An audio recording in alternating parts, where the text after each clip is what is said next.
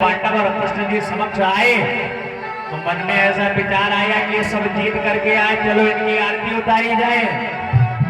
जय करी विजय और भवन कहा कीनी उनकी हाथ आरती।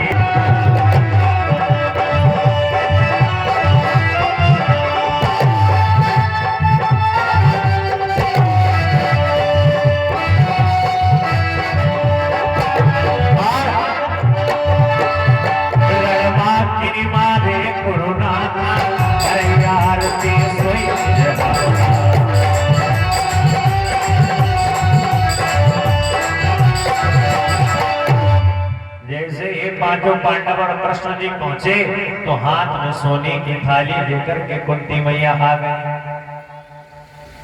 कुंती मैया ने कहा कि तुम में से जिसने भी समस्त कौरवों को मारा हो वो मेरे सामने आ जाए। अब तो सब चक्कर में पड़े हैं। युधिष्ठिर ने अनेकानेक प्रकार के सेनापति मारे। इस महाभारत में प्रत्येक व्यक्ति का एक एक प्रण था।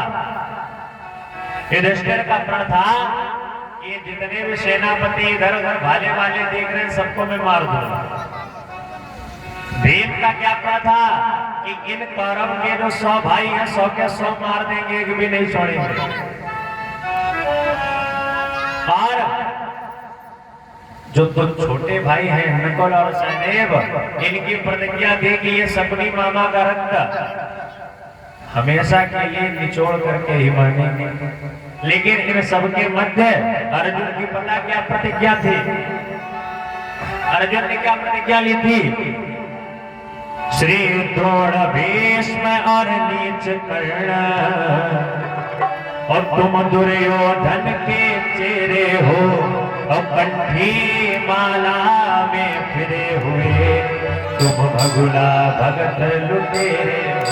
कहा कि और किसी को हमें मारने से मतलब नहीं है, लेकिन कर्ण द्रोण भीष्म पितामह इन सबको तो हम ही मारेंगे। सबने आज अपनी अपनी प्रतिज्ञा की। कुंती ने कहा कि हे कृष्ण, जिसने भी सभी कौरवों को मारा है वो मेरे सामने आया।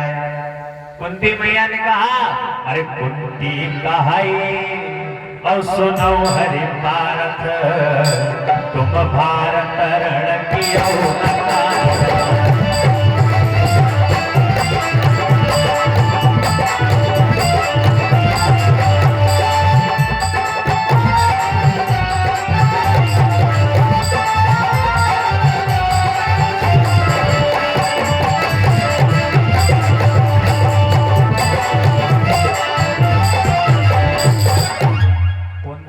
जिसने भाई 100 को मारा है वो आगे आए। अब जब एक को आगे नहीं आ रहे तो कुंती मैया ने कहा इतना बड़ा महाभारत का युद्ध तुमने करा डाला, ये तो अकारण ही चला गया। अरे तुम में से जब किसी ने भी दुर्योधन को नहीं मारा तो हमारे सामने क्यों आ गए? क्योंकि भीम जानते हैं कि हमने 99 मार दिए, अभी 100वां भाई नहीं मरा है। कुंती मैया ने कहा कुशल गयो दुर्योधन धामा, तो सेना मारे के कामा। अरे इतने लोगों को मारने का क्या मतलब जब मैं राजे नहीं मार पाए। अब तो पांचों पांडव और भगवान श्री कृष्ण हताश निराश होकर के उस कक्ष से बाहर आ गए। कुंती मैया ने कहा जाओ और जाकर के उस नीच दुर्योधन को ढूंढ करके लाए। इधर चारों तरफ सब घूम रहे हैं, देख रहे हैं कि कहां पर आखिर हमें दुर्योधन मिलेगा। इसी के मध्य पता क्या हुआ? अरे गुजरे वन की तरफ से दशरथ भिखारी जा, देवसेन के प्रति उन्हें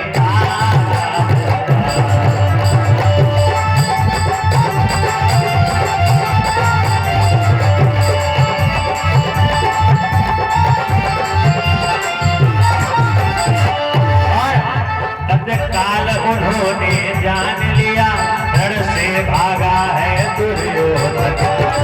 तत्काल उन्होंने जान लिया, रण से भागा है दुर्योधन। दुर्योधन।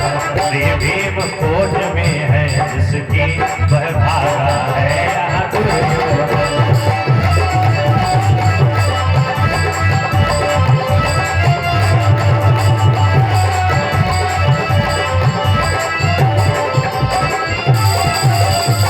आपस में बैठ कर विचार कर रहे हैं कि दुर्योधन कहाँ है। तो उधर से क्या हुआ, पानी पीने वाले 4-5 लोग निकले और उन्हें भीमसेन के प्रति बड़ा प्यार था। भीमसेन ने कहा कि तुमने किसी राजा को देखा? तो त्रिषित जो व्यक्ति थे उन्होंने भीमसेन से कहा कि हमें ऐसा लगता है कि अभी हमने किसी राजा को जाते हुए देखा है एक सागर की तरफ, और हमें लगता है हो न हो ये वही दुर्योधन है, क्योंकि विधिवत प्रकार से उसके हाथ में गदा है, विधिवत प्रकार से वो मुकुट बांधे हुए है और वो लंबा चौड़ा शरीर है। मुझे तो लगता है कि ये साक्षात दुर्योधन ही है। आप सभी लोग इसी रास्ते से आकर के जाएं। जैसे ही आगे जाकर के देखा तो एक सागर का जो जल है वो बिल्कुल बर्फ बन चुका है। भगवान जान गए कि यहीं पर दुर्योधन है। कृष्ण देव तब आप बखानत और जन मंथन नृपति को जानत। नारायण जानते हैं कि ये जो जल मंथने की क्रिया है ये दुर्योधन के अलावा पांडवों में और कुरुक्षेत्र में जितने भी योद्धा किसी को नहीं पता, केवल दुर्योधन ही है जिसे ये जल मंथन की क्रिया पता है। भगवान जान गए कि ये जो द्वैपायन नाम का ये जो सरोवर है और ये जो बर्फ की तरह जमा हुआ है, समझ लियो इसी के अंदर आज दुर्योधन छिपा हुआ बैठा है। भीमसेन को जैसे पता चला और भीमसेन ने तुरंत ही एक ललकार लगाई। अब देखो क्षत्रिय की ललकार कैसी। आज भीमसेन ने जैसे ही आवाज लगाई और निकरो नृप और बूढ़ो के हिंगारा, निकरो नृप और बूढ़ो के हिंगारा, कुरुवंशी आवत हमला।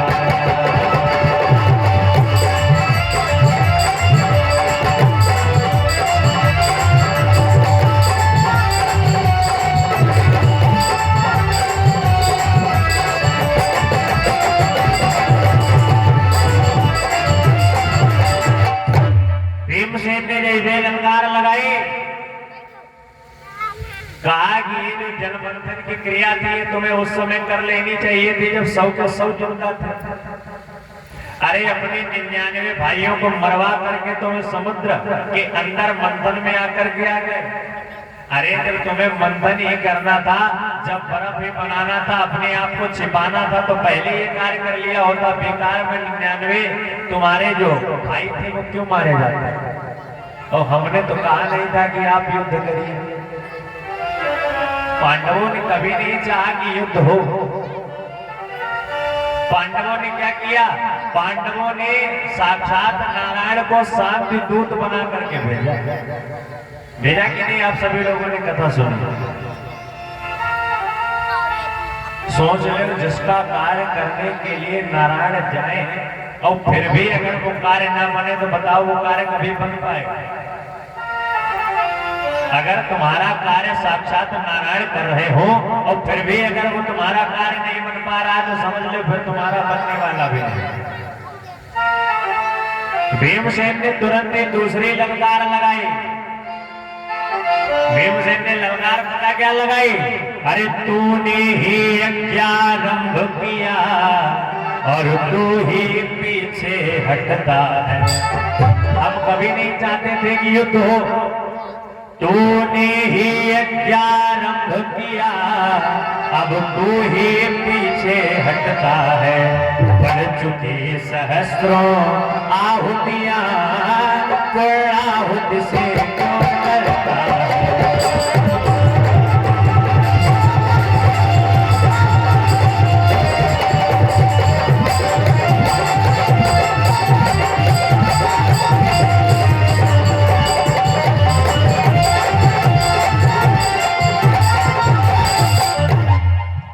जैसे अगली ललकार लगाई, बोली ये छोटे छोटे तुम्हारे 99 भाइयों की छोटी छोटी आहुतियां पड़ चुकी हैं, अब समय आ गया है पूर्णाहुति का, और पूर्णाहुति में तुम्हारी बलि तो अवश्य चढ़ेगी।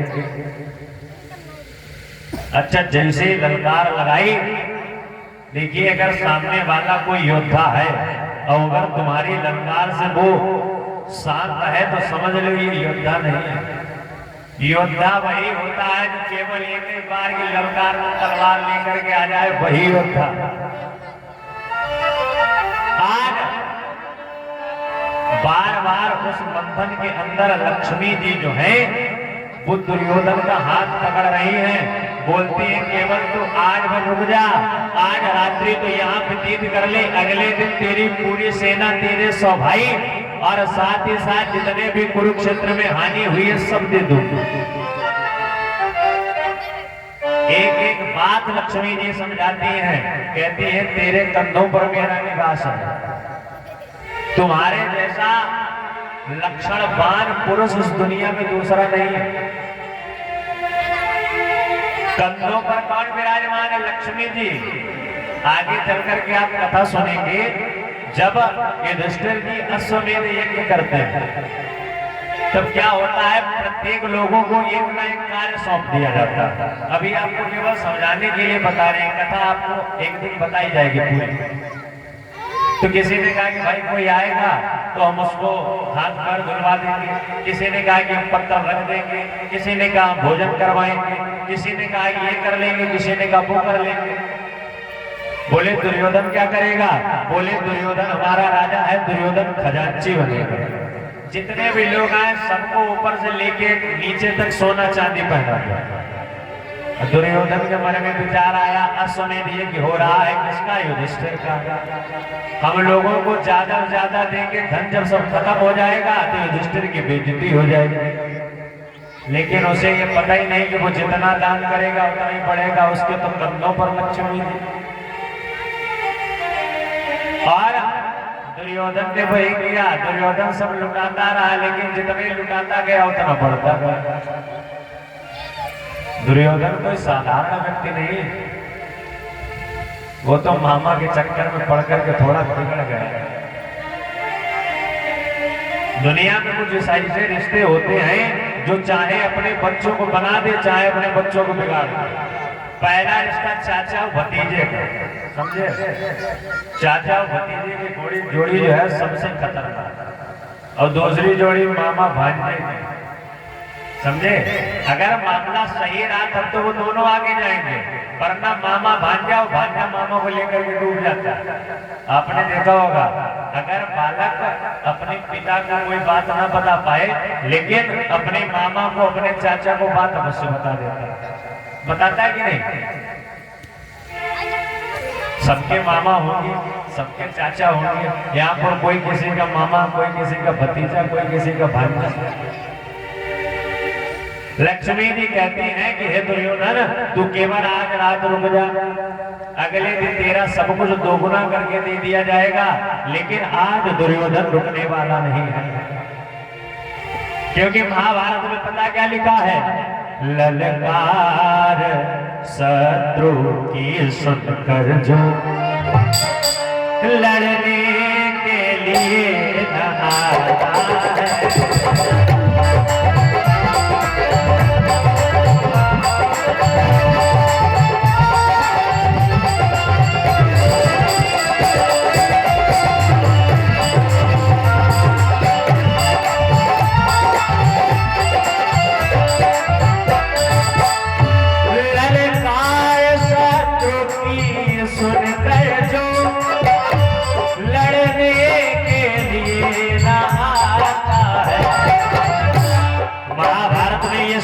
बता दी गई, चाहे कितना भी योद्धा हो, कितना भी बड़ा योद्धा हो, लेकिन अगर तुम्हारे दरवाजे के सामने कोई खड़ा है, आओ युद्ध करो, और उस समय तुम युद्ध नहीं कर पा रहे तो तुम पता क्या कहा जाओगे? चाहे कितना भी योद्धा हो, पर कायर वह कहलाता है।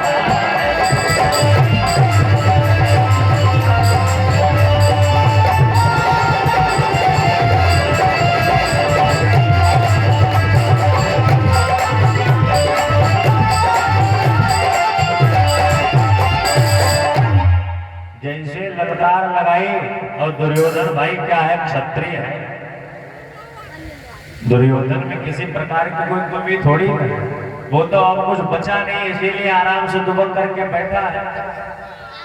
अनेकानेक प्रकार की जब ललकार लगाई और ललकार लगाने के बाद भी जब नहीं दुर्योधन ने सुना, तो आज भीमसेन ने कहा कि हे दुर्योधन, मैं तुझे अंतिम ललकार लगाता हूं। आज भीमसेन ने अपनी गदा उठाई और पता क्या कहा, अरे मणि हो गदा और फाट जल जई है, केश पकड़ बाहर है।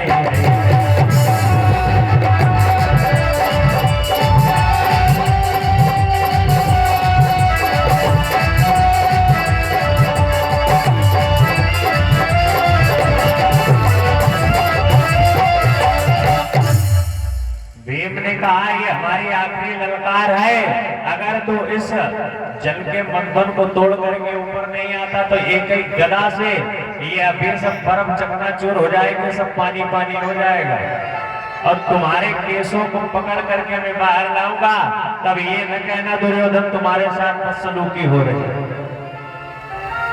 भीमसेन ने ललकार लगाई, क्योंकि भीमसेन बड़ा क्रोधित है।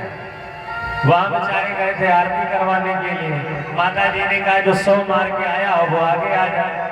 अच्छा, तुम्हारा अगर आपकी परीक्षा हो और परीक्षा में तुम्हारे 10-5% नंबर आए कोई दिक्कत नहीं, लेकिन जब 99.5 आ जाए तब बड़ा दिक्कत होती, 2-4 पॉइंट और बढ़ जाते तो कितने गजब हो जाता, होता है कि नहीं।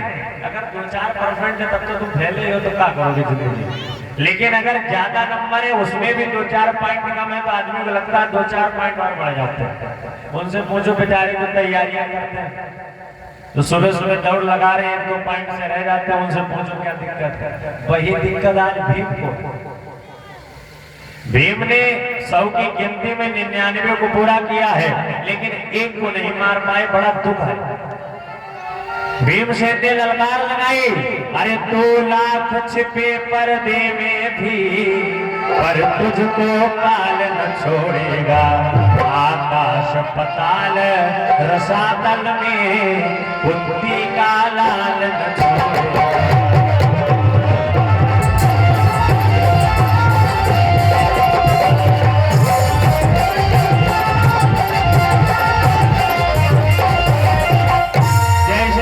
ललकार लगाई, तुरंत ही आज उस जल को तोड़ करके दुर्योधन गदा लेकर के बाहर आ गया। क्योंकि दुर्योधन क्या है, दुर्योधन एक क्षत्रिय। दिन में बताया था ना, क्षत्रिय कौन है, जो अपनी भुजाओं के द्वारा इस पूरी दुनिया को अपना बनाता है। ब्राह्मण कौन है, जो अपने ज्ञान के द्वारा इस पूरी दुनिया को अपना बनाता है।